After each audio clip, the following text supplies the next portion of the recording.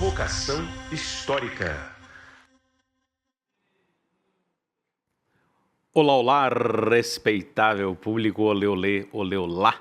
Vocês sabem, está começando mais um Provocação Histórica, meu convidado especialíssimo, ao vivo aqui nos canais do Instituto Conhecimento Liberta, desde 2021, Provocação Histórica, narrando, debatendo, mostrando, evidenciando, lamentando, mas também lutando por uma história e um passado que não cessa de passar.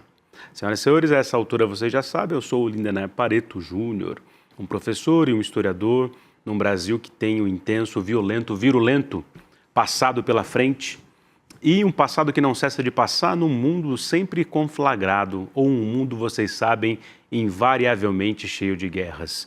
E para debater tudo isso, vamos curtir, compartilhar e fazer viajar aqui a palavra da história. Aleluia! Desde 2021, Provocação Histórica no ar. E vamos que vamos.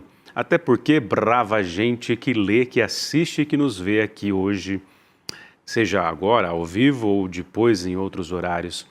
É sempre preciso voltar ainda mais. A história, vocês sabem, é prima irmã da filosofia e tem como finalidade última reconstituir os acontecimentos.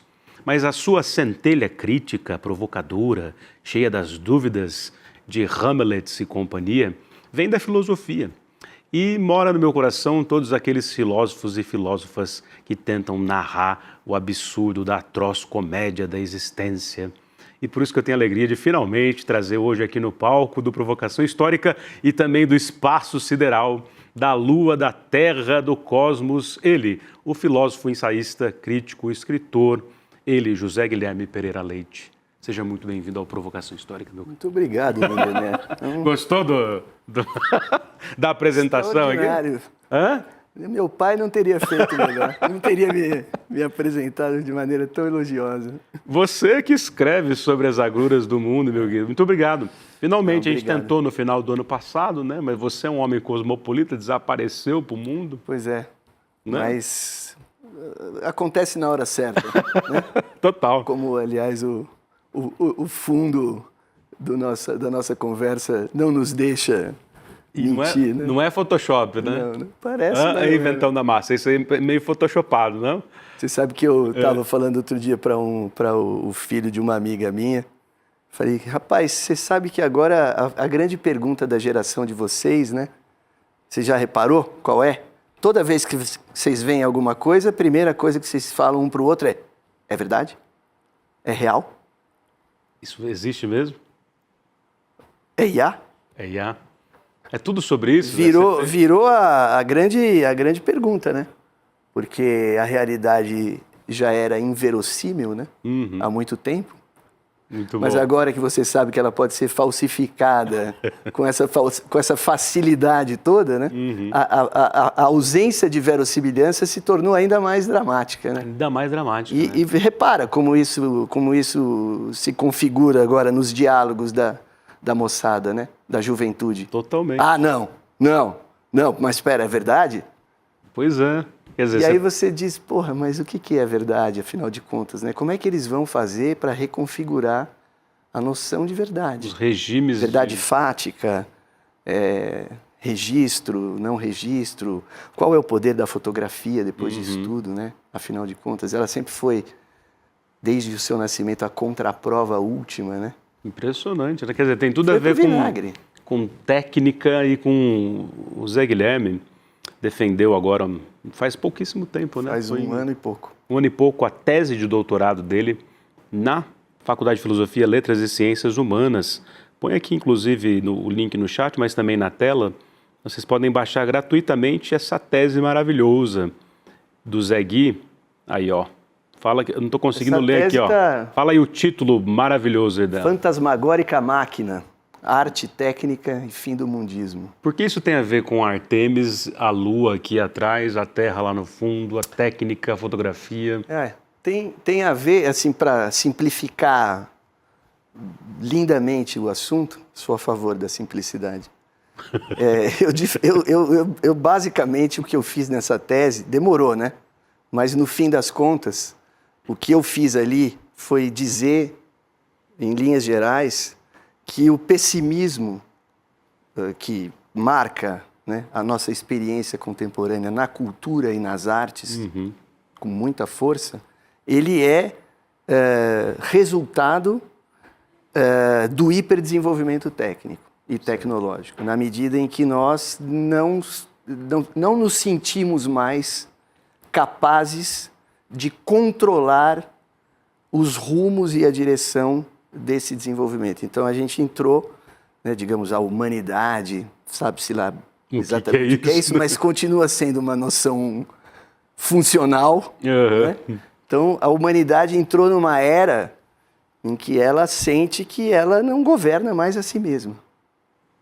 Isso tem a ver com esse desenvolvimento... Basicamente, a minha visão é essa, apresentada aí no trabalho, né? Enfim, a gente, para chegar nessa simplificação, tem que escrever muito, né? Tem que e depois você limpa, né?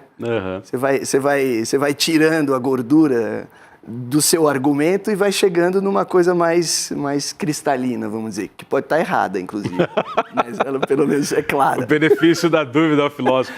Já sempre, né? Mas aí, sempre. Desconfiem de quem tem muita certeza, por favor. Né? Isso com certeza. Essa é uma verdade sem histórica. certezas, né? Essa é uma verdade filosófica que continua valendo assim de forma integral, né? Desde a antiguidade. Meu amigo, começou a falar demais com muita convicção, saiu da filosofia para demagogia rapidinho, né? É um pulo. Putz. Mas quando você diz técnica, pensando até na raiz da palavra, no grego, como conceber algo fundamental da condição humana, que é a nossa relação com a tal da natureza, nós próprios parte dessa natureza, ressignificando ela. E aí, por que isso sofre uma alteração tão brutal a partir da Revolução Industrial e dá, por exemplo, na corrida espacial, né? Isso tem a ver com o problema da escala, né? A escala, a partir da Revolução Industrial, ela se transforma, né? O Marcuse, Herbert Marcuse, que é um filósofo que eu tenho no coração... Da sua preferência? Grandemente. Ele tem uma formulação muito simples também a respeito disso, em um livro muito famoso, mas eu acho que menos lido do que deveria, que se chama O Homem Unidimensional. Foi um livro, né, que fez muito sucesso nos anos 60, inclusive ele teve reverberações políticas, né, ao longo da década, né, foi dar lá no maio de 68. Estava presente lá, Estava lá. Esse livro foi um livro importante ali naquele momento, né? Mas ele tem uma formulação muito simples ali num determinado momento do livro, no final do livro. O final do livro é fabuloso, ele vai terminando, né, de montar os argumentos dele e num determinado momento ele diz assim, derrubar uma árvore para fazer uma casa é qualitativamente diferente de destruir um bosque inteiro. Assim como, enfim, ele dá exemplos desse tipo. Estou aqui recriando um pouco, mas é nessa linha. Matar um animal para comê-lo é qualitativamente diferente de confinar um rebanho de 10 mil cabeças campo de concentração. Num campo de concentração ou em alguma coisa semelhante ou análoga a isso, um campo de prisioneiros, etc. Então, a Revolução Industrial, ela transforma qualitativamente a escala, mas o problema não está posto apenas a partir da Revolução Industrial, né? Eu, inclusive, depois de defender a minha tese, você sabe disso, porque a gente conversou, eu fui fazer um pós-doutorado, que eu estou fazendo, inclusive, uma parte dele na França. Ele é um pós-doutorado no Departamento de Filosofia da USP. Faço questão de dizer que eu considero... grave, sisudo. E extraordinariamente bom. E ele é um pós-doutorado no qual eu voltei à Antígona de Sófocles. Onde existe um famoso Stásimo, que inclusive foi comentado ao longo da história da filosofia por uma porção de gente, até pelo Heidegger, sobre justamente a capacidade técnica embotante do assim chamado ser humano, que já era para os gregos uma coisa chocante. Né? Então, o Sófocles, nesse texto, no meio da peça, né, há uma interrupção da ação dramática, para uma reflexão poético-filosófica que ele faz sobre justamente o fato de que o homem, né, quer dizer, ali era o homem grego, circunscrito ali a um determinado espaço geográfico do mundo, não dava trégua para a terra. O homem não dava trégua para a terra. Caraca. Ação infatigável, ele fala, né? O Krenak poderia ter dito isso lá atrás. O Krenak poderia ter dito isso. Olha, Não, eu digo assim, né? O que ele está dizendo agora, os caras estão falando lá atrás. Né? Ah, sim, então, mas para dizer que, na verdade, essa capacidade, né, humana, né, de alterar o meio... Infatigável. Ela está posta, né, enfim, há muito tempo, né? Ela nem é uma coisa nova, o fenômeno, e nem é nova a percepção da força, dessa potência, do que quer que seja. Mas, como você bem disse, quer dizer, a Revolução Industrial, ela altera a escala disso de uma maneira absolutamente avassaladora. A tese do Paul Crutzen sobre o antropoceno, também ela muitas vezes que essa era mal lida, porque as pessoas geológica não vão lá no texto do Crutzen, né? Que é o holandês que inventou o termo antropoceno. O Crutzen é o holandês, um químico, prêmio Nobel de Química, que foi ele faleceu aí recentemente, né? Foi um grande cientista, laureado e etc. O Crutzen esteve por trás da modelagem do inverno nuclear. O Crutzen estava na equipe que colocou o problema do ozônio, porque ele, como se diz isso, no princípio, né, a carreira acadêmica dele começa por estudos atmosféricos. E aí, ele, inclusive, num determinado momento, começa a fazer medições, participa de grupos que fazem medições de radiação, no contexto da Guerra Fria. Ele vai trabalhar em Estocolmo. O cara estava na ponta de lança do que interessava. Porque, inclusive, a partir dessas medições, você podia monitorar os testes nucleares que estavam acontecendo de forma não declarada, né? Não publicamente declarada, tanto pelos Estados Unidos quanto pela União Soviética.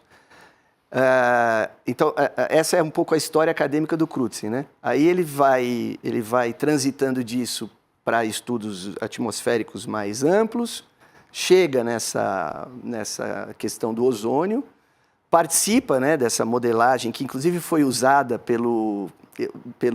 Você se lembra do Day After, quando nós éramos jovens? Aquele filme Catástrofe? O Dia Depois de Amanhã? Não, esse é outro. O Day After foi um filme norte-americano feito nos anos 80, simulando justamente a situação, a hecatombe pós-nuclear.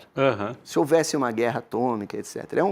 É uma história toda muito, muito importante na história da televisão norte-americana, porque esse filme foi feito para a televisão. E ele foi, inclusive, durante muitos anos, a maior audiência da história da televisão norte-americana.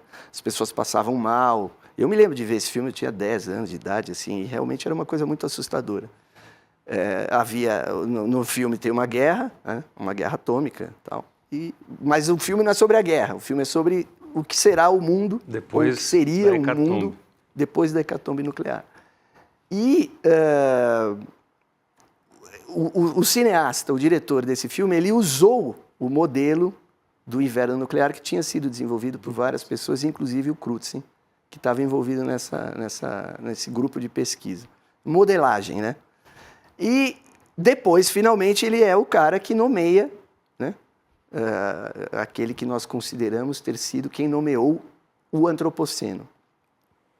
Mas o que diz o Crutzen justamente no texto seminal dele, né? O problema da escala. Basicamente é isso. Chegamos aqui, né, e desenvolvemos uma presença no planeta que é marcada por tais e tais características técnicas, né, que fizeram de nós, seres humanos, uma força geológica. E, claro, ele depois vai ser criticado, porque as pessoas dirão, não, nós quem? Né? Evidentemente que você está se referindo aos países do capitalismo avançado, que são, enfim, as Remonta sociedades a história de um capitaloceno das hegemonias do capitalismo, né? Pronto, exatamente. E aí também há uma outra crítica, né, que também dirá a ele, não se trata de antropoceno, porque o homem não existe assim, em abstrato, o ser humano. Ele é uma configuração histórica que se altera ao longo do tempo e assim por diante. Quer dizer, um homem grego, o ser humano, as sociedades egípcias, a Babilônia, a Mesopotâmia, etc., eles não tinham essa capacidade, etc., etc. Ele nunca respondeu, né, a essas críticas, ele simplesmente disse, olha, agora vocês, tudo bem, eu lancei uma ideia, vocês tratem de levar ela adiante. Mas o fato é que, sendo assim ou sendo assado, você tem documentos, né? De que, por exemplo, no mundo grego, isso já era uma grande preocupação. Inclusive, eu conheci recentemente lá em Paris um professor da Escola de Altos Estudos em Ciências Sociais que tem feito pesquisas incríveis sobre isso, inclusive sobre o que ele diz ser uma preocupação dos gregos com uma possível tecnocracia. Já, entende? Já lá. No século V a.C. Como que eu controlo os detentores do saber técnico quando eles se lançam na política? Cara, genial. Porque é tudo sobre isso, né? Para citar também um da minha preferência, o Brodel da Massa, por que a gente hierarquiza as nossas relações sociais em função do controle da vida material? E o capitalismo faz isso por excelência, né? Jogando sua rede sobre a vida econômica e a econômica sobre a material. Não é sobre uma tecnocracia que no século XX dá no famigerado fascismo? Sabe, eu gosto muito, só um parênteses antes de falar do fascismo, eu gosto muito dessas leituras, eu acho que o Brodel se insere nisso, talvez tenha sido até o maior de todos nesse aspecto, mas pouco importa se foi o maior ou não. Mas, enfim, eu gosto muito dessas leituras do capitalismo que no fim das contas, apontam sempre o fato de que o capitalismo, talvez ele não tenha inventado nada, mas ele é um arranjo novo de coisas que pré-existiam. Né? E é um arranjo brutal. Até pela maneira como ele, né, combinou, por exemplo, na periferia do mundo, o trabalho escravo e o capital mercantil. Que era o mais moderno possível, inclusive, né? Exatamente. Você diria, bom, mas isso é um contrassenso lógico, é um contrassenso conceitual, porque, afinal de contas, o capitalismo não é o reino do trabalho assalariado? Não, o capitalismo é plástico. Ele é plástico, como é o fascismo. Né? Ele é plástico. Quando você vê, por exemplo, toda a história do fascismo italiano, a emergência do fascismo italiano, você vê isso, né?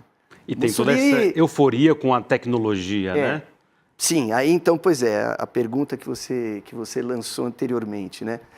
Sim, a questão, digamos assim, é evidentemente que os feitos técnicos, tecnológicos, né, de que somos capazes, né, a humanidade, eles são encantadores. Fascinantes, né? Eles são encantadores. Não é Photoshop aqui. Em todos os níveis. Né? Não só nesse nível hiperpoético da viagem ao espaço, mesmo aqui, na Terra mesmo, aqui no chão. Né? Os milagres da arquitetura, Paulo Mendes da Rocha, né? Do espaço, né? Ponto fora da curva. Como é que é o termo que ele usa para falar o que é a arquitetura? Exatamente. O Paulo era um ponto fora da curva, né, no mundo dos arquitetos, né? Então ele diz, ironicamente, né, uma vez perguntaram para ele para que servia a arquitetura, ele responde, para nada, para exibir o milagre da técnica. Muito bom, né? Foi no cerne, né? Para nada, a não ser para exibir o milagre da técnica. Meio querendo tirar, assim, não, serve para melhorar a vida das pessoas e vamos fazer aqui uma utopia urbana, assim, assado. Não. Enfim, claro que era uma ironia. A gente sabe que a arquitetura, apesar dos arquitetos, ela ainda... Né, tem os seus propósitos utópicos. Tem propósitos utópicos absolutamente salutares. Mas, enfim, a viagem espacial, a Torre Eiffel, os grandes arranha-céus, os A navios, New York delirante. os aviões. Avião, até hoje não Né? entende que aquela Quer bagaça dizer, pode subir. Descer. são coisas, são objetos técnicos absolutamente fascinantes, como são os aparelhos celulares. Eu me lembro da primeira vez que eu peguei um iPhone na mão, jamais me esquecerei. Eu tinha 30 anos Uhum. e eu fiquei O horas mexendo naquele O negócio. Jobs sacou a estado coisa, né? de O encanto da hipnose. técnica. Ele gruda na gente, né? Então, veja, é uma dimensão, né? Ela é uma dimensão e ela sempre será. Eu brinco num jogo de palavras sobre isso na minha tese, né? O encanto e o espanto, né? Você fica entre essas duas coisas. Há uma relação de ambiguidade em todos nós, à esquerda e à direita. Uhum. Nós não escapamos dessa ambiguidade. Agora, o fascismo, né? Por isso que eu digo, e até falei isso para você uma vez, a ideia corrente, né, que agora está aí graçando no mercado editorial, a ideia de um tecnofascismo, ela é redundante. Por quê? Porque todo fascismo é tecnofânico, né? Todo fascismo se baseia justamente em eliminar dessa polaridade ou dessa ambiguidade um dos dois polos, que é o polo do espanto, e cair, assim, desavergonhadamente, na pura elegia, né? No puro enaltecimento do Da que técnica pela um técnica. outro grande pensador, né, dessa cepa dos alemães e etc., que foi o Max Horkheimer, chamou de humanismo glorificante da técnica. Humanismo glorificante da técnica. O Sartre reagiu a isso de uma maneira também, não ao Horkheimer, né? Reagiu a esse humanismo glorificante em linha, né? Confluente com o Horkheimer, no final do existencialismo e o humanismo, no fim da guerra, 1947, né? Todo mundo perturbado com a bomba atômica, Claro, não é isso? Claro. O Adorno escrevendo Claro. como ensinar Claro, a educação não tem como. após Auschwitz. Isso é uma coisa que eu já falei diversas vezes para os meus alunos, né? E não como argumento de autoridade, porque eu também não estava vivo. Eu digo, inclusive, no plural. Eu acho que nós nunca vamos conseguir alcançar o choque da geração dos nossos avós, né? Em relação ao que foi a Segunda Guerra Mundial, toda ela, não só a bomba, as bombas, Toda ela já era uma coisa parafernália absolutamente inaudita, chocante. Né? Desde a primeira, né? Convenhamos. Que ali, A primeira já é. Eu lembro que os impactos, por exemplo, de memória na primeira, em termos de memoriais, na própria Europa, são muito superiores ao da segunda, porque o grande choque mesmo foi a hecatombe da primeira. Em 4 anos, 10 milhões de mortos. Né? Então, você veja como é o problema da escala de novo, né? Porque daí você vai dizer, eu outro dia estava acompanhando essa questão com muita atenção, as Nações Unidas, o que resta das Nações Unidas. Que essa está aqui na Lua. Né? As Nações Unidas, né, declarando a escravidão moderna, né, a escravização dos africanos como uma maior hecatombe, maior crime contra a humanidade de todos os tempos. Agora, por que a gente fala tanto da Segunda Guerra Mundial? Pela concentração, né? O delta T, como dizem os físicos, né? Quer dizer, a velocidade da matança, né? Que envolveu também um extermínio, né? Que foi o extermínio dos judeus, mas a guerra não foi só um extermínio, ela foi uma matança generalizada, acrescida de um extermínio e uma destruição urbana sem precedentes. Então ela já era chocante. E você tem toda a razão, a Primeira Guerra Mundial, com a qual a gente perdeu mais contato ainda, porque a Segunda Guerra, de certa forma, suplanta o horror da Primeira Guerra. Sim. É suplantado no imaginário ocidental pelo horror da Segunda Guerra, e ele é universal nesse sentido. Totalmente. Não só porque a guerra foi Eu diria que a gente ainda está no grande rescaldo do pós-Segunda Guerra, né? Então, mas de todo modo, ela é chocante em si e ela ainda termina como ela terminou, né? Ela termina com as duas bombas lançadas sobre o Japão. Então, por que a gente estava falando isso mesmo? Para falar do fascismo. Do fascismo. Pois é, exato. Então, o pensamento europeu, mas não só, né? Se você for ver, por exemplo, isso tem impactos até o Drummond escreveu. O Drummond antenadíssimo. Sobre a guerra, Drummond escreveu sobre a bomba. Vinícius de Moraes tem um poema belíssimo. O Vinícius sempre maltratado. Sempre maltratado. Só porque ele é o esquerdomacho avant la lettre, né? Não só por isso, é porque ele também tinha uma certa preguiça, né? Eu tenho um amigo que fala assim, pô, mas outra música do Tom Jobim que o Vinícius estragou, não aguento mais. Sacanagem, ele podia ter se esmerado um pouco mais, não repetir 3 vezes a mesma palavra. Muito bom. Mas, né? Era um porra apesar louca disso, genial, né? Ele tem uma canção muito bela que foi musicada também incrível pelo grupo Secos e Molhados, né? Nossa, é lindo o Ney cantando Rosa aquilo. de Hiroshima. Pensei nas crianças secas, telepáticas, né? A rosa radioativa, estúpida e inválida. Nossa. Né? A rosa com cirrose, a anti-rosa, né? É uma construção poética, assim, primorosa. Realmente, não há o que dizer. Né? E o Vinícius, aliás, só fazendo um parênteses, para mim tem o melhor verso da história da música popular brasileira, que acho que o exime de precisar fazer qualquer coisa, que é o verso que está lá no birimbau. Quem de dentro de si não sai, o homem vai que morrer sem amar ninguém, né? Quem de dentro de si não sai, está no homem. Aliás, que é um verso que tem uma força decolonial brutal, né? Brutal, eu acho que, assim... Está no final da berimbau, né? Acho que é na terceira estrofe, se eu não me engano, né? Quem é homem de bem não trai o amor que ele quer ser o bem, quem diz muito que vai, não vai, assim como não vai, não vem. Esse aí também serve para a política contemporânea. Quem diz muito que vai, não vai, assim como não vai, não vem, né?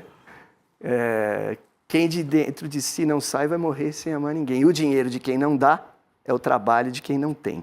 Nossa. E o dinheiro de quem não dá é o trabalho de quem não...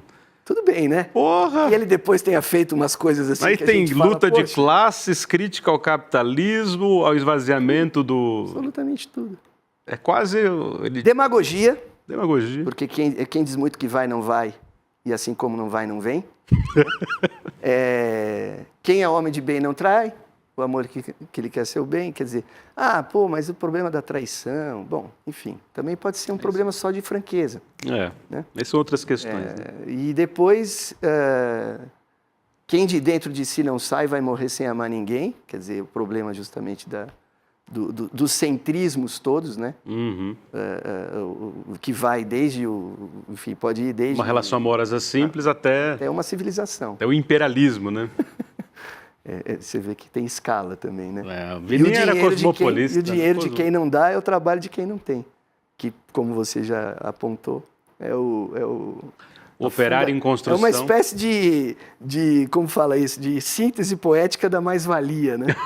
Então, que ele faz em o operário em construção, né?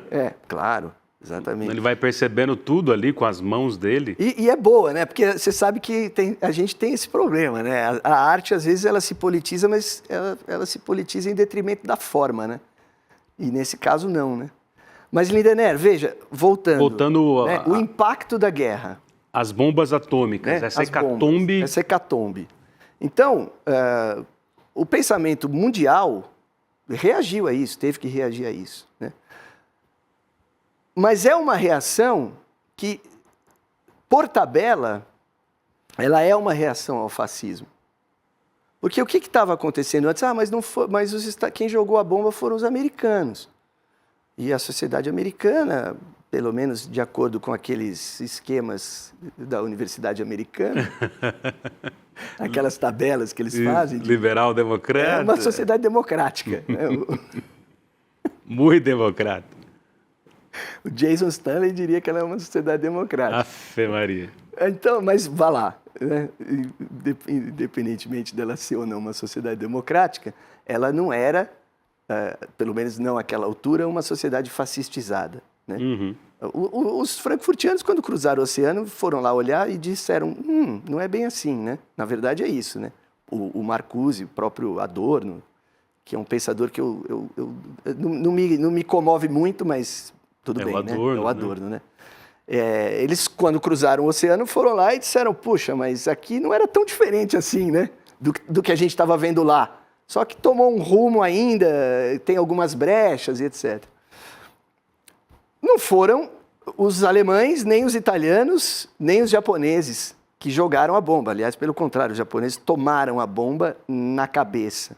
Mas, de todo modo, o fascismo e o nazismo, antes de tudo isso acontecer, eram e se configuraram como regimes tecnofânicos, né? Como regimes não só discursivamente favoráveis à exuberância da técnica, mas objetivamente, né? Dentro daquelas perspectivas todas da modernização, que muitos chamam de modernização conservadora e por aí vai, que é um termo que, enfim, também é sociologicamente não consensual, né? Sabemos disso. Mas são regimes tecnofânicos, né? Celebram, cega no exato, e tentam retirar do problema o outro lado, né? Então, enfim, tudo isso para dizer que, evidentemente, que essa ambiguidade ela atravessa toda a história humana, está presente aí até hoje, né? E na minha visão, como eu estava dizendo no início, pela tua pergunta, quer dizer, o que eu tentei justamente dizer na minha tese é que isso daí atinge uma espécie de situação limite, agora. Só que essa conversa também não é nova. A situação limite também não é nova. De fins de mundo. Entende? Então, você vê, por exemplo, eu acho que há um problema aí na esfera pública, que é mais ou menos o seguinte, né? Eu acho que cada um tem o seu papel, né? O filósofo, o sociólogo, o acadêmico, o escritor, o artista, o literato, o cineasta e o jornalista. Jornalista não tem que ser filósofo. E não é por ser filósofo que ele será bom. Muito pelo contrário. Agora, o debate que a gente está travando na esfera pública sobre a questão, por exemplo, mais premente dos últimos tempos, que é o assombro da inteligência artificial, ele está, na minha visão, ele é um debate que está sendo mal conduzido, porque ele está parecendo que essa questão é nova. Ela tem uma configuração nova. Um novidadismo você insuportável, que é um brodeliano, né? Nem tudo é tão novo quanto parece, né? Você que é um brodeliano, por favor, né? Quer dizer, qual é o problema justamente, né? Na boa ciência da história, é você entender o jogo entre o estrutural e o dinâmico, tá certo? O que é que está posto dentro de um arranjo social que talvez a gente possa datar ali a partir da Revolução Industrial, mas e o que se transforma? Mas não no sentido também de você dizer que só muda a aparência e que a estrutura permanece idêntica. Não. A estrutura também muda. Mas quando ela muda completamente, ela se reacomoda, né? Esse é o grande debate. Agora, a questão da inteligência artificial, quando você aplica sobre ela essa lógica, ela te põe esse problema, tá certo? Cara, na década de 60, as pessoas já estavam discutindo isso. Né? Bom, o Marcuse estava discutindo isso. A Hannah Arendt, ela começa a condição humana com o Gagarin, que, aliás, foi lembrado também nessa última semana. Com a missão Artemis II, né? Porque, claro que, né, a turma mais avermelhada... Os vermelhos, o espectro. Nossos amados camaradas sempre tratarão de lembrar, mas olha como tem uma armadilha aí, né? Sempre tratarão de lembrar que, na verdade, o Gagarin foi o primeiro. Sim. O que significa dizer que, também do ponto de vista técnico, o regime soviético era mais ligeiro e mais eficaz do que o capitalismo liberal. Inacreditável, né? Quer dizer, a revolução será feita com energia elétrica, falava o Lenin, né? tem um fascínio sobre a técnica também, né? Mas claro, é isso, ninguém escapa de certa forma, né? Agora, como eu estava te dizendo de novo, né? Tá lá o problema, não foi agora que ele começou. O Deleuze do final dos anos 70, começo dos anos 80, tá cheio disso. Tá cheio disso. A máquina, o problema maquínico, que tem muitas acepções diferentes, né? No pensamento do Deleuze, mas uma delas é essa, que tem inclusive um eco muito direto com o tema marxista clássico do sujeito automático, né? Até vi outro dia nosso ministro da Fazenda, Fernando Haddad, retomando numa entrevista essa coisa do sujeito automático, que é digamos, como, no caso da questão técnica, como que você decifra o impulso, né, da inovação desenfreada. Porque essa é a realidade histórica. Sim. Quem vai parar isso? Quem vai parar? Esse Deve frenesi. ser parada ou não? Mas isso está lá também, né? Não exatamente assim, nesses termos, no pensamento do Deleuze, mas ele também, ninguém escapou, entendeu? E a gente está debatendo isso a partir de uma perspectiva, tudo bem, é natural, porque o que interessa em última instância é a experiência nossa, do aqui e agora. Nós somos seres vivos, né, nesse momento histórico, nesse período histórico, e as questões que estão sendo postas para nós nesse período histórico de forma mais imediata são essas. Então, tudo bem. Puxa, sei lá se isso aí foi debatido no século XVIII também, no século XIX, o romantismo debatia de certa forma, a literatura... Se contrapunha até, é um né? mito do século XIX. Prometeu acorrentado. Tudo bem, não quero saber. O que eu quero saber é o seguinte, o que está acontecendo aqui agora e de que maneira essa tecnologia aí vai agravar as iniquidades e vai tirar meu trabalho, né? E assim por diante.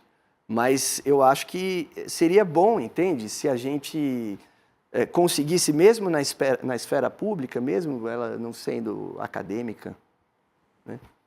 Para o bem, inclusive, mas que se pudesse fazer um debate um pouco mais, sei lá, de longa duração, como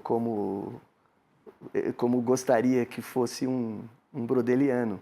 Porque isso esclareceria também algumas questões, entende? Muitas, né? Né? Por exemplo, no meu... Tem um longo arco aí da Revolução Científica e Tecnológica que você vê nos cemitérios também europeus, né? O inventor do dínamo, da bateria, o cara aqui de Santos, o Santos Dumont, o avião. Quer dizer, tem um longo arco aí que vem até hoje, né? Todas essas inovações foram recebidas com um sentimento de monstruosidade. É o fim dos tempos. São quimeras. Entendeu? Sempre foi. Então, agora não é diferente. Só que agora, como dissemos no início, a base técnica tem uma dinâmica destrutiva e autodestrutiva de escala absolutamente. Mas quando você diz destrutiva e autodestrutiva, é pelo uso ilimitado de recursos finitos da natureza. Basicamente é isso. E porque ela tem essa dinâmica que escapa a toda a governança e a todo governo, né? O que não tem governo nem nunca terá. Como diria o velho Chico. Né? O que será que será? Porque, veja, eu até estava me lembrando esses dias de um texto que eu usei bastante na minha tese, no início dela, inclusive, escrito pelo Gérard Lebrun, filósofo francês que adotou o Brasil, né, como casa e lecionou na Universidade de São Paulo. E o Lebrun deu uma conferência nos anos 90, no contexto daquelas coisas maravilhosas organizadas pelo Adalto Novaes, né, que fazia arte e pensamento, né, os vai pensar depois os descobrimentos. Aqueles livros todos que ele publicou na época lá em parceria com a Companhia das Letras, né, O Olhar, Tempo e História, que é um belíssimo, e etc. E tem uma conferência do Gérard Lebrun que chama-se Sobre a Tecnofobia. Polêmica, como sempre, porque ele era um cara inclusive cruel intelectualmente, assim, né? Aquele tipo que Agudo. perde Dava um amigo, no meio. mas não perde o comentário. E o Lebrun tem um pedaço desse texto em que ele tira sarro, na verdade mesmo, acho que a palavra é essa, ele tira um sarro do Hans Jonas, né? Hans Jonas, que foi outro dos alunos do Heidegger, né? Era discípulo de Heidegger. Isso é uma questão a ser tratada devidamente, a gente pode voltar a ela.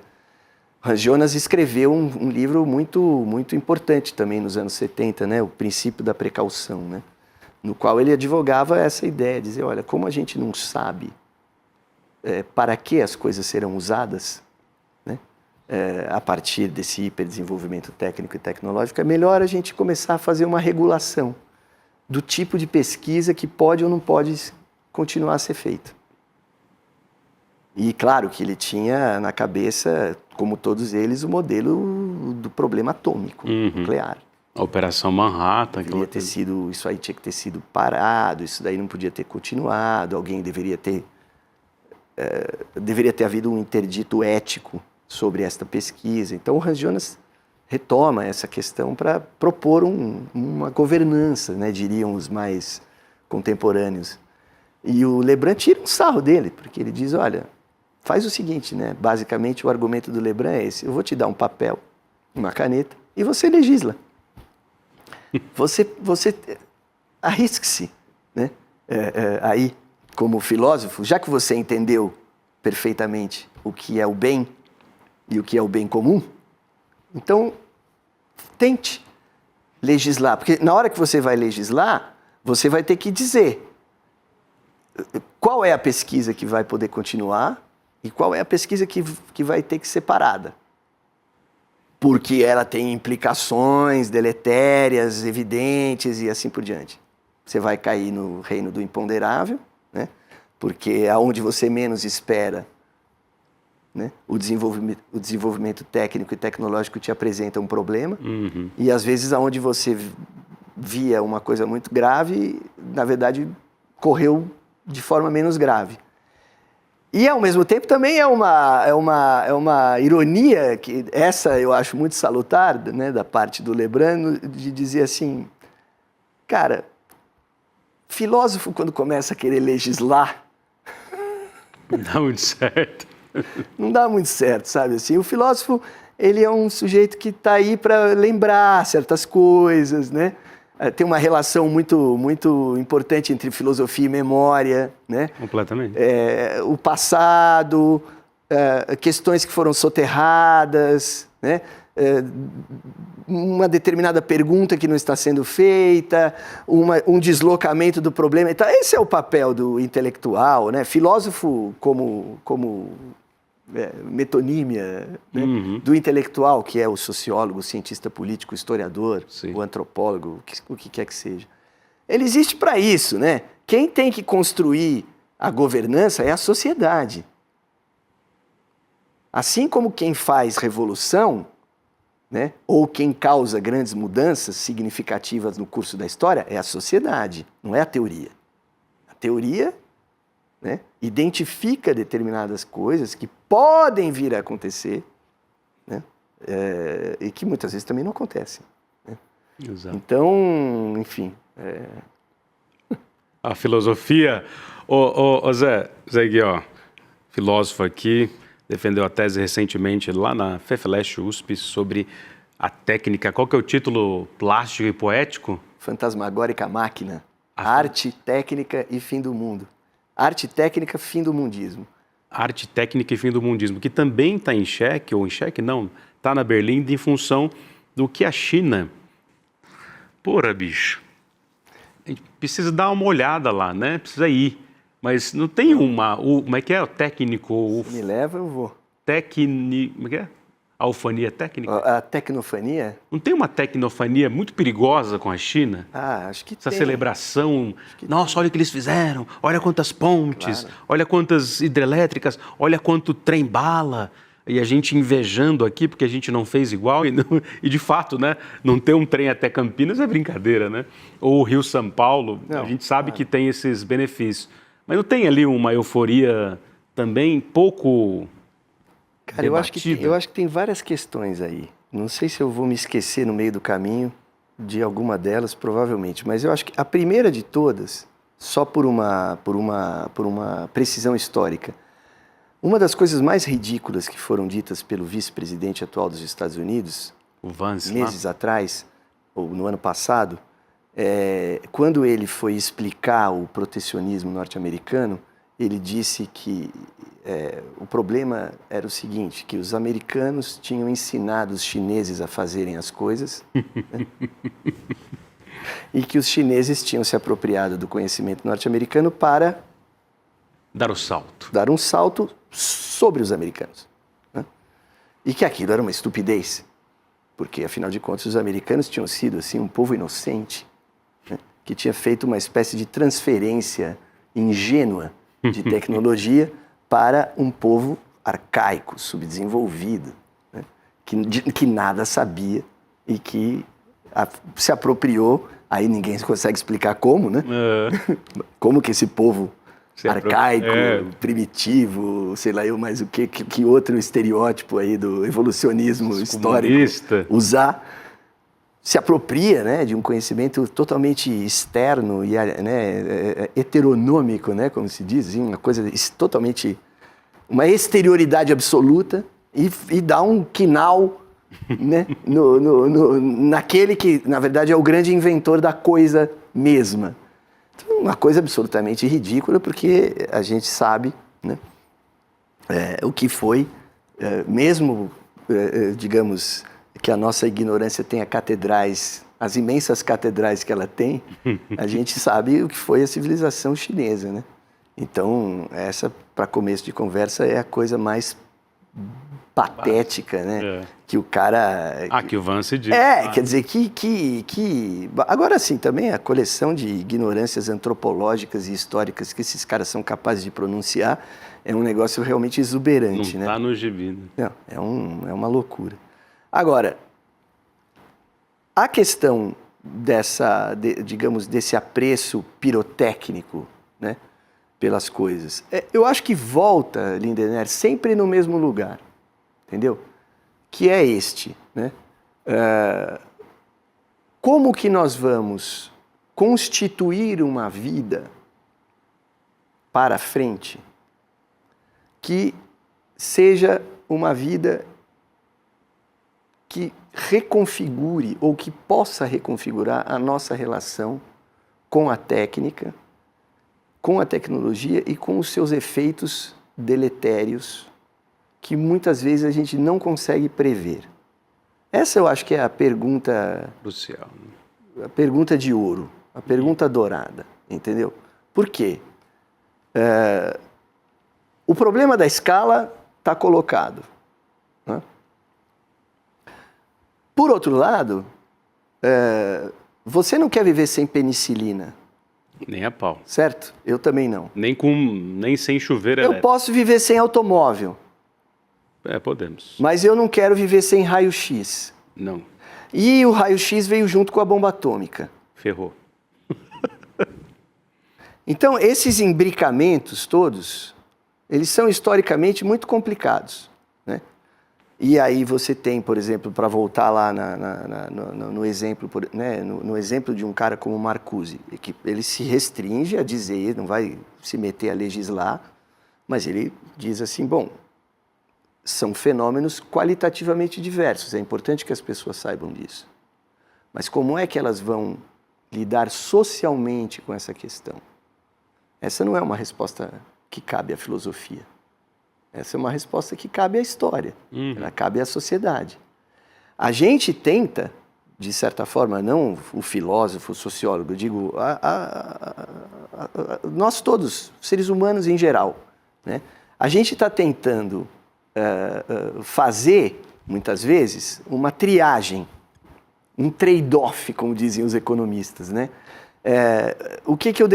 De que eu deveria abrir mão para ficar com o quê? Né? O que eu entrego para ter uma determinada coisa?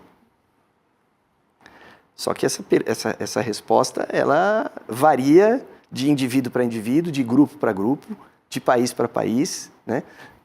A gente sabe, por exemplo, que na questão ambiental a gente esbarra num trade-off que é o trade-off dos países subdesenvolvidos, que com muita razão sempre disseram, bom, mas alto lá, vocês exterminaram a natureza aí no hemisfério norte, né? E nós agora não podemos fazer isso ou aquilo.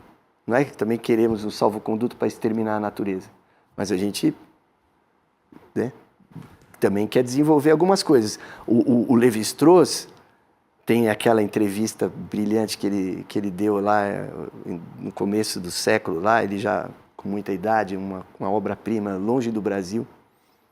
E num determinado momento ele começa a contar justamente que ele voltou para... Ele nunca mais... Ele veio aqui em 35, né? Se eu não me engano, fica até 39, lecionando em São Paulo, etc. Faz as pesquisas dele, participa da fundação da USP, faz as pesquisas dele que eram, sobretudo, com os Bororo, e volta para a França e não põe o pé no Brasil nunca mais. Volta depois de 40 anos com o Mitterrand, que vem ao Brasil para fazer uma missão diplomática estilo Macron e Lula, e traz consigo lá uns caras, né, alguns pensadores. Ele faz uma comitiva, e o Lévi-Strauss vem nessa comitiva do Mitterrand em 85, 86. E ele conta essa história, que ele chega e fala, puxa, né, vou visitar a minha casa, né, quero ver a casa onde eu morei. A casa não tem mais, porque o Brasil passou por um processo de transformação urbana absolutamente avassalador, derrubaram a casa dele. Inverteu como estamos derrubando o bairro de Pinheiros aqui, o Tatuapé, Santana, né? Em breve vamos estar fazendo a verticalização, Mariana, né, de Parelheiros, fácil.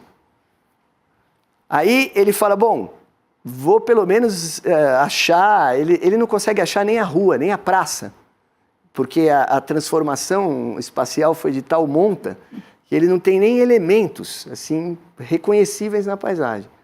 E, no fim, ele relata que ele não conseguiu nem sequer chegar no lugar onde ele queria, porque ele fica preso num engarrafamento tão brutal que uma hora ele desiste, porque ele tem que fazer uma viagem, inclusive, para fora da cidade, né? Porque ele quer visitar os Bororo de novo, antes de ir para um coquetel em Brasília. Olha a cena, que coisa maravilhosa. Aí ele pega um avião para ir lá nos Bororo e ele não consegue pousar. Tem um problema técnico e tal, ele não pousa. Aí o cara dá meia volta, ele veste um smoking e participa de um coquetel em Brasília. Brasília, que é, no meio dessa história toda, né? Bom, desnecessário dissertarmos aqui sobre o significado de Brasília nesse imbróglio. No meio do sertão. E o cara voltando e não sei o que e tal. Aí ele diz assim, bom, conclusão do mago Lévi-Strauss. Aí, o que está acontecendo? Na verdade, o que vocês estão fazendo aí no Brasil é a mesma coisa que a gente fez aqui na Europa na Idade Média. Vocês estão trocando natureza por agricultura. Ele falou... Meteu o louco. Ele fala isso. É isso que vocês estão fazendo, né? É isso que está acontecendo lá, né? Com um gap de 300, 400 anos. Então, quer dizer, quando chegou a vez da gente fazer aqui, né, o que foi feito lá, felizmente, né, digamos, os parâmetros éticos do que é aceitável mudaram, né? A gente já não pode mais fazer, o que é bom. No entanto, a gente ainda tem a ideia, né, que não foi empiricamente refutada, de que a diminuição da desigualdade social envolve algum tipo de crescimento econômico. Então, se você suspender completamente o crescimento econômico, como querem os teóricos do decrescimento, que são todos, aliás, ou quase todos muito brilhantes, como o Georgescu Regen, etc., você fala, bom, ok, resolvi um problema, mas eu criei outro, o trade-off, né? Então, agora, como é que eu faço? Porque aqui eu tenho uma tarefa, que não é brincadeira, né? Que é a tarefa da inclusão social. num país como o Brasil. Oh. Ela não está completa. Fábio, Longe disso. Eu quero falar exatamente disso na reta final. Então, meu querido... Antes da gente ser defenestrado com a voz de Luiz Inácio já. Põe na tela aqui, dentro da massa, essas imagens extraordinárias. Foi isso que eu falei pra ele. O que você cochichou no... o Viana lá no fundo, ó, Rodrigo Viana. Olha lá o Viana no fundo. É no velório do Mino Carta, você encontra Luiz Inácio. E o que você diz para Luiz Inácio nessa imagem aí? Olhando para essa câmera aqui, ó.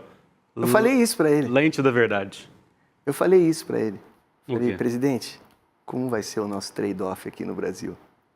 É brincadeira. Eu falei para ele uma grande bobagem apenas, porque a gente estava conversando e aí tinha uma opção de gente em volta e começaram a tirar fotografias e tal. E aí ele falou para mim, você vê, para um cara como eu, o grande perigo é o dia que ninguém mais quiser tirar uma foto comigo. Ele falou assim? E eu respondi para ele, eu falei, me desculpe, mas isso daí contigo não vai acontecer nunca. Nem no caixão as pessoas vão te deixar em paz. E aí ele deu risada. Ele deu risada. Você já tinha trocado ideia com ele? Eu trabalhei no Ministério da Cultura, né, nos 2 primeiros governos. Mandatos Lula, dele? Né? Trabalhei em 2 ocasiões, 2 longas e frutíferas ocasiões. Uma quando o Gil era ministro e a segunda quando o Juca Ferreira era ministro. Nos últimos anos, né, no último ano do Gil e depois algum tempo com o Juca, então naquele momento áureo, é o que dizem, né? E para acabar, o que é o Brasil, José Guilherme Pereira Leite? O Brasil de quando? De sempre. Diria o Brasil de 1492 ou 1500. Mentira. Pensando no Eduardo Góes Neves, 13.000 antes de Cristo para cá. Ou seja, incluindo, e evidentemente incluindo, nossos povos indígenas, nossa formação no Atlântico Sul, afro, e evidentemente a presença europeia, que não dá para jogar o bebê com a água da bacia, tudo fora, porque está tudo misturado, não é isso? Sim. Eu acho, Lindener, que o Brasil talvez seja a configuração histórico-social mais sui generis da história da humanidade. E com as dores e as delícias que isso trouxe, né? Para os brasileiros em geral e para alguns brasileiros em particular, né? Porque essas dores e essas delícias não se distribuíram igualmente pelo território, nem para todos os grupos sociais, porque seria, né, assim, dialeticamente suave, né, dizer que há dores e delícias e que elas se distribuem igualmente. Há dores e delícias para todos, mas elas não foram equanimemente distribuídas. A gente sabe muito bem que, né, dentro dessa configuração antropológica, étnica de um país como o Brasil,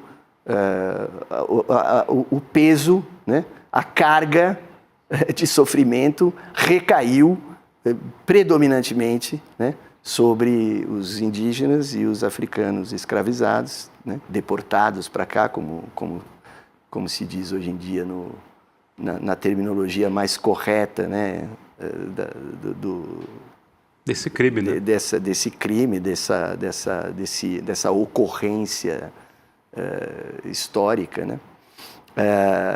Então, é um país que é feito disso, né? O Brasil é um país que é feito disso. Ele é uma potência, né? No sentido aristotélico, né? E ao mesmo tempo também é uma realidade, né? Porque eu acho que também o que a gente precisa muitas vezes no Brasil fazer é reconhecer, não é ficar nessa coisa meio Stefan Zweig, assim, de ficar imaginando que o Brasil será um dia, mas não foi, poderia ter sido. O Brasil é o grande futuro do pretérito da humanidade. Não, o Brasil é isso, ele já é, nós somos isso. Desejamos que haja mudança? Sim. Sabemos qual é a mudança que nós queremos? Não é consensual, né? Se fosse consensual, a gente não tinha uma eleição majoritária, presidencial, que se define recorrentemente na base dos 3 ou 4% para lá ou para cá. Mas, enfim, nós, né, aqui que pertencemos a um campo comum, né, que é o assim chamado campo progressista, sabemos qual é a mudança que a gente deseja, né? Mas isso não significa que a gente devesse produzir do Brasil uma imagem infernal. Né? Eu penso dessa maneira. Embora a gente tenha, eu acho que sobretudo você que é uma pessoa que se interessa pela questão urbana, como eu também, infelizmente a gente se interessa mais pelo fenômeno urbano do que os arquitetos e urbanistas se interessam por história e filosofia. Ah, certamente. Mas a gente se interessa e vai continuar se interessando, claro, porque ela é uma dimensão absolutamente central da vida contemporânea. E você sabe que as nossas cidades são altamente problemáticas. Né? E isso é uma coisa que salta aos olhos ainda, né? Quando a gente viaja para a China, né? Para o Japão, para a Europa, para os Estados Unidos, uma cidade ou outra. Claro que esses problemas não foram resolvidos de forma homogênea e completa em nenhum lugar. Mas é algo que nos salta aos olhos. Sobretudo a questão da mobilidade. E é uma questão que transcende o problema da mobilidade, porque ela se transforma numa questão de saúde mental, cara. Você concorda? E ela se distribui de forma não equânime também. Sou casado com uma terapeuta ocupacional que pega o metrô no horário de pico. Você está brincando. E ela fala todo santo dia do inferno. Nós sabemos, né? Eu sempre peguei metrô nessa cidade. Talvez agora mais velho, mais tarimbado, você vai ficando anestesiado. Mas quem está ali nesse rush e com Tarcísios da vida e Nunes, nessa mobilidade... Selvagem, nada mais selvagem. É claro, e aí o que é tão acontece? Selvagem assim quanto São Paulo. E o que acontece, né? Uma coisa sobre a qual a gente acabou nem falando aqui, mas... E aí estamos sendo defenestrados. Estamos sendo defenestrados. Não, um minuto para terminar. Eu analisei no meu trabalho, inclusive, né, grandemente, muitas configurações do escapismo anti-urbano, como elas aparecem na produção artística, que é um outro assunto, mas que é corolário deste problema. Total. Você dizer, olha, isso aqui não tem conserto. E é uma posição epistemológica muito comum, né? Isso aqui já era, isso aqui ninguém mais conserta. Né? O pessimismo vem daí, ele nasce daí. E a direitona se aproveita dele, porque ela gosta de fim do mundo pra caramba, entendeu? Por isso que o nosso pessimismo não pode ser esse, né? E a última coisa que eu vou dizer, aliás, em função de toda a nossa conversa, para não deixar passar a provocação histórica, é que a gente deveria renomear essa história de campo progressista. Total. Porque progresso, a gente já viu que Valtinho já tem dizia, lá, né, a sua coisa bacana, mas ela não é assim uma noção assim puramente bacana. Né? Não, eu acho que essa coisa da gente supostamente ter ficado polarizado, porque a gente já era, e aí começar a chamar todo mundo que é de centro-esquerda, de progressista, é uma, desculpem a expressão, tirem as crianças da sala, uma merda, sabe por quê?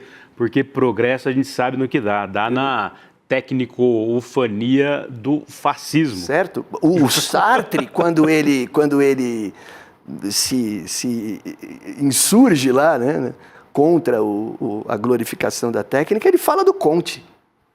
Nomeadamente, ele fala, isso aí é esse humanismo do Comte aí. República Brasileira que nasceu excludente com o Comte, né? Muito obrigado. Uma alegria te ouvir. Pô, maravilhoso. Despeça-se do seu grande público. Foi uma alegria, pessoal. Muito obrigado. Espero que a gente se vê na Artemis 3.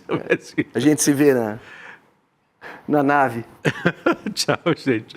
Obrigado, Zé. Beijo do coração. Grande público. Tchau. Vento, perdoa a demora aqui, meu voz de minha alma. Vamos que vamos.